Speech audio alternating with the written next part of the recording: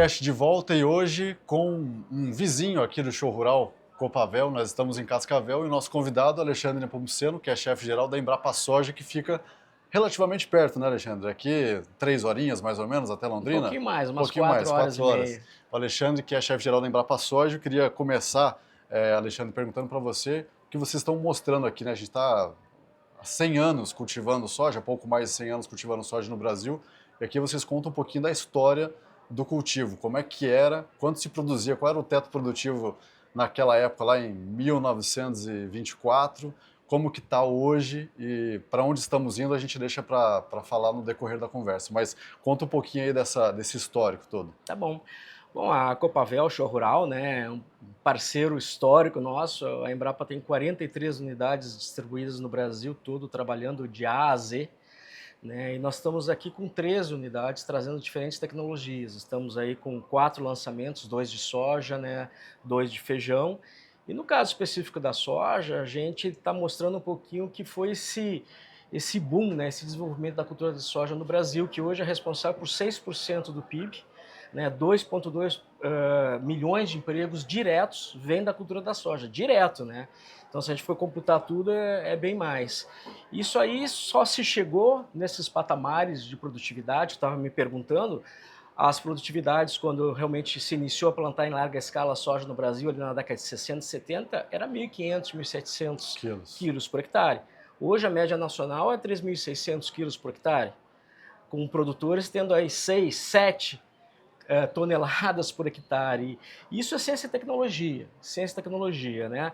Existem vários pontos de entrada. As primeiras variedades que chegaram eram variedades americanas adaptadas às altas latitudes, né? Então, o que a ciência fez? O que a Embrapa, não só a Embrapa, outras instituições, mas a Embrapa Sim. teve um papel extremamente importante nisso, foi tropicalizar a cultura da soja, né? Fazer com que a gente tenha variedades que possam ser plantadas perto do Equador e ter grandes produtividades. Porque se eu pegasse uma variedade americana e levasse para o cerrado naquela época, ela fica muito baixa e não produz nada, né? E aí vem um papel importante da ciência pública, né? Porque se eu chegasse para empresários ou para o setor privado e pedisse recursos para desenvolver soja para plantar no Cerrado em 1960, iam dizer que eu era louco, né? Que nós éramos loucos. E foi essa visão de médio e longo prazo do cientista, né, que viu o potencial dessa cultura, né, a principal fonte de proteína hoje do planeta é a soja, né? Por isso, e nós estamos vivendo essa transição energética, né? Mas muitas pessoas perguntam, por que vocês não plantam alimentos? Por que vocês plantam soja? Só que as pessoas não sabem que a soja está no porco, está no frango, está no leite, está no ovo, porque ela é a base da ração desses animais junto com o milho, né? O maior volume, né? Isso. Vai para esse segmento. Com certeza. Né? E a gente, né, um país agrícola como o nosso, que tem na agricultura a sua principal base da economia, né, é importante a gente estar atento também a essa mudança tecnológica que a gente vai vivendo, essa transição energética, né? A gente já agrega algum valor, né, principalmente nessa região aqui de Cascavel, né, muito do que é produzido aqui de soja e milho vira frango, vira tilápia, né? O Paraná é o maior produtor de peixes, de tilápias do Brasil, é o Paraná, né? E porco, né? Então, agregar valor é importante. O ano passado, o Brasil, no caso da soja, exportou 60%. E desses 60%, 80% foi para a China.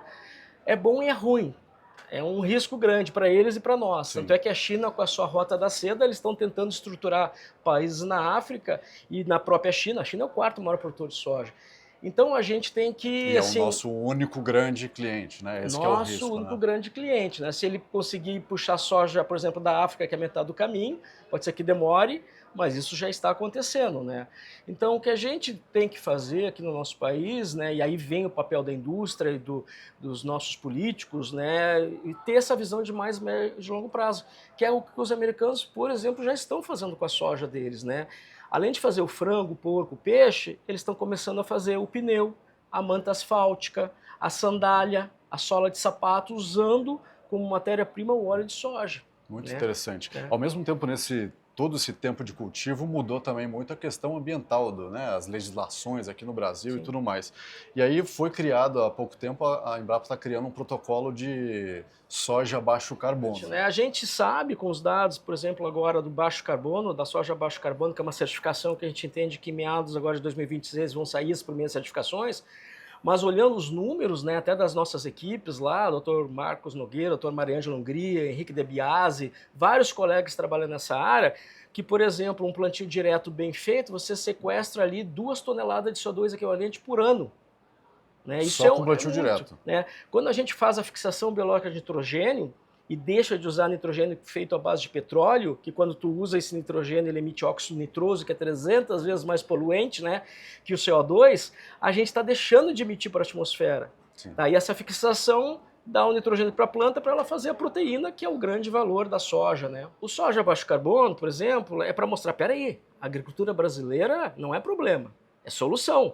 A gente faz comida, faz biocombustíveis, né, faz fibras com a nossa agricultura, através da nossa fotossíntese. Tem uma técnica que está sequestrando e tal. A nossa fotossíntese, as nossas plantas pegam o CO2, né, e transformam em tudo isso, e a gente põe o que sobra ainda como carbono no solo. Então não é bem assim. Né? As emissões brasileiras são 3% das emissões do planeta. 3%. E se tu olhar esses 3%, 1% é agricultura. E se tu pegar esse 1% agricultura, a metade é desmatamento ilegal. E é isso que a gente tem que combater. O Código Florestal brasileiro é o mais rigoroso do mundo. Nenhum lugar do mundo o produtor é obrigado, por exemplo, aqui no sul, a salvar 20% dessa área, por lei. Lá no norte é 80%, no Cerrado é 35% que o cara é obrigado. Não existe isso no mundo. Isso não é valorizado. E o protocolo soja baixo carbono, ele vai listar todas essas técnicas, ele está listando qual que é a previsão de se ter esse protocolo lançado. O protocolo soja baixo carbono é estipular quais são as melhores práticas, tipo plantio direto, a fixação biológica de nitrogênio, mas as melhores práticas bem feitas, né? Então, plantio direto pode fazer mal feito ou bem feito. O bem feito vai sequestrar mais. Fazer uma boa fixação biológica de nitrogênio... às vezes o produtor acha que está fazendo um plantio direto bem feito e às vezes não está também. Não está. Né? Então, assim, é mostrar em números, né? E é tudo isso que a gente quer. Como que você vê a questão das cultivares tolerantes à seca? Que isso é um desafio de muito tempo da pesquisa. Sim. Como que está isso hoje? O que existe que está mais perto aí de... Seca é diferente, por exemplo, de resistência a uma doença ou resistência a inseto. Ela é muito mais complexo. Um evento de seca, quando ele ocorre, vamos pegar a soja, né? Se tiver seca quando ela está recém se desenvolvendo e depois vier a chuva, ela recupera, né? Pode perder um pouquinho. Se eu tiver seca quando a soja está botando flores, ou formando legume, ou enchendo o grão lá dentro, se der seca nessa época, aí complica, tu perde produtividade.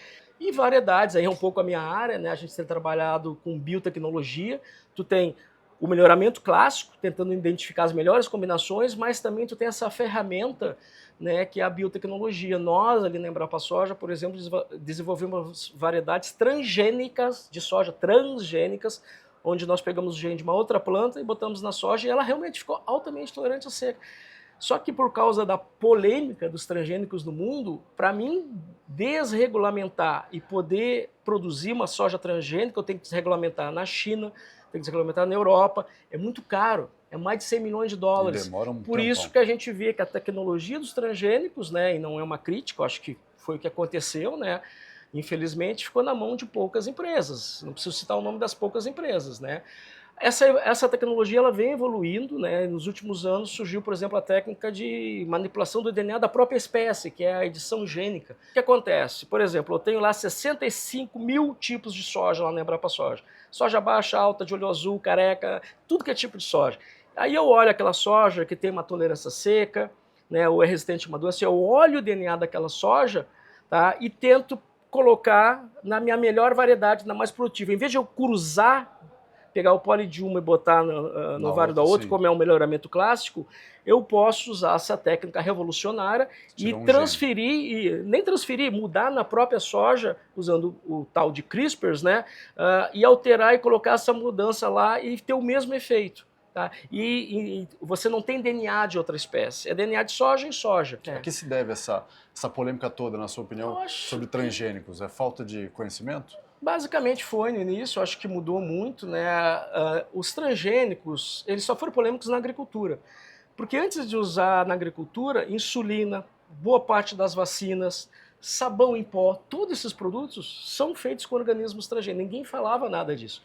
Quando entrou na agricultura, tu quebrou alguns paradigmas. Por exemplo, na cultura da soja, tu tinha vários tipos de herbicidas, muitos até com classe de toxicidade alta, E do dia para a noite, porque tu criou uma planta que era imune, né, resistente ao herbicida glifosato no caso, né, você teve uma mudança de paradigma, né? Então, isso foi uma coisa nova na agricultura, né? O Brasil ficou na justiça 7 anos decidindo se usava ou não a tecnologia dos transgênicos na agricultura. E esses 7 anos a gente não pôde, por exemplo, usar plantas resistentes a insetos. Quem é que paga esse custo de usar, o nosso produtor está usando aquele produto, o custo de usar, os riscos para a saúde de ele estar usando, se ele poderia ter usado uma tecnologia das plantas BT, por exemplo, que realmente reduziu. Temos problemas hoje de resistência, é outro assunto, que são questões de manejo, mas o ponto é que essa polêmica, infelizmente, durante 7 anos, barrou o uso pelos produtores brasileiros, né? Isso atrasou o desenvolvimento nacional, porque não se investiu, ninguém pesquisava isso, né? E acabou, infelizmente, ficando na mão de poucas empresas. E digo mais, ficou na mão de poucas empresas, a edição gênica está mudando isso no mundo, tá? E o biológico que você está falando também está trazendo boa notícia aí. Se tu olhar a CTN-Bio hoje, os biológicos, né, que é um grande avanço que o Brasil está liderando o mundo, por causa até da sua biodiversidade, né?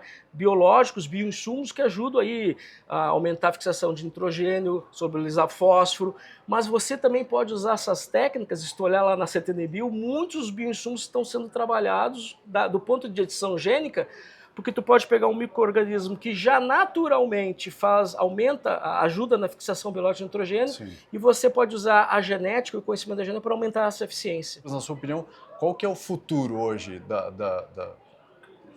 da pesquisa científica no agronegócio? Na sua opinião, ela vai ficar nesse misto entre público e privado? Vai mais para a mão? Hoje está mais com o privado do que com o público, mas o público ainda tem um papel muito importante. A base da economia brasileira é o agronegócio, é só olhar os números. A gente só chegou a ser essa potência com ciência e tecnologia. A gente só vai se manter produzindo e com a sustentabilidade que a gente produz com ciência e tecnologia, né? A Embrapa, as nossas universidades, os institutos de pesquisa estaduais tiveram e têm um papel primordial em a gente continuar assim. Infelizmente, você tem acompanhado, a Embrapa tem passado por momentos muito difíceis, não é uma questão nem de governo, é de Estado, né? Nosso orçamento só vem caindo nos últimos anos, né? Então, o povo brasileiro, nosso país tem que decidir. A Embrapa é uma instituição importante ou não é, né? E tem coisas que só a pesquisa pública faz. Como que você vê a ciência daqui 10 ou 20 anos, a ciência, a pesquisa no agronegócio? A ciência não para, né? A gente, por exemplo, eu não me canso de citar, né? O Brasil tem 25, 30% da biodiversidade do planeta. E a gente tem que olhar essa biodiversidade e ver como a evolução dessas espécies trouxeram soluções para aqueles organismos, né? Substância que pode ser usada na medicina, substância que pode ser usada na própria agricultura para controle de pragas, né? Substâncias que podem ser usadas para fazer, sei lá, pneu e outras tantas coisas, né? A gente explora muito pouco essa biodiversidade. Olhar essa riqueza, porque é dessa riqueza que tu vai trazer soluções para os problemas que vão estar vindo aí pela frente, né? Mudanças climáticas, etc., mas também para agregar valor, tá? Então são coisas que a gente tem que estar atentos, né? A fazer. O que só o agro te proporcionou nesse tempo todo de experiência e atuação no setor?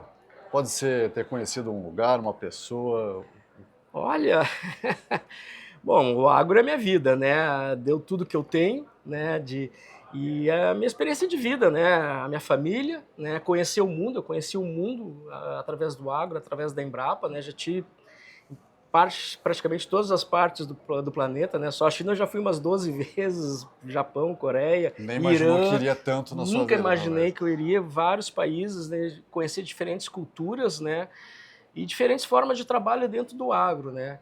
Então, tenho só que agradecer a Deus, né, por ter tido essa oportunidade. Muito bom, Alexandre, obrigado pela sua participação. Até uma próxima, obrigado pelo papo, pela conversa, e a gente volta no próximo episódio.